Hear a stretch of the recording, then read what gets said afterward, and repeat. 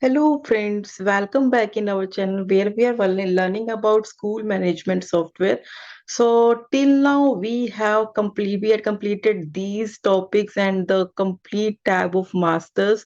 And in this video, we'll discuss about quick payment and bank entry. Like if you want to pay someone, then you can enter the entries in quick payments. So simply you just need to enter the data which this is which these are asking regarding the payment. So you need to add these details. Suppose I'm giving the cash, so I just need to choose the cash entry. And like if you want to pay any fee, account name you can choose here. I'm just choosing the uh, others here, or PNB bank I'm just choosing here. Now you just need to write the amount here, and if you want to give any kind of remarks, you can add these remarks also, and then click on save button. And account name, if you want to change, like you can enter anything else here, just like I'm adding the others option here. And if you want to give any kind of discount, you can enter the discount amount here, and then remarks you can add, and then click on save button.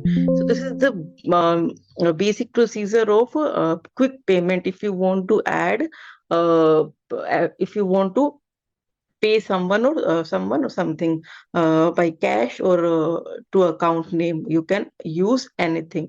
I just enter this detail. Suppose you want to change anything in this entry, then you just need just double click on this option, and then you can change the data accordingly.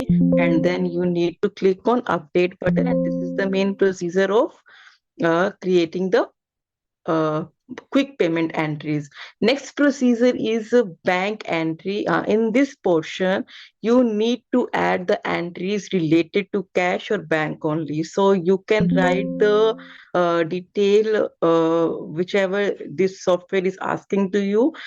First, you need to choose the bank. Suppose I'm choosing PNB bank, and you want to you want to do the entry which has the check number, draft, or RTGS.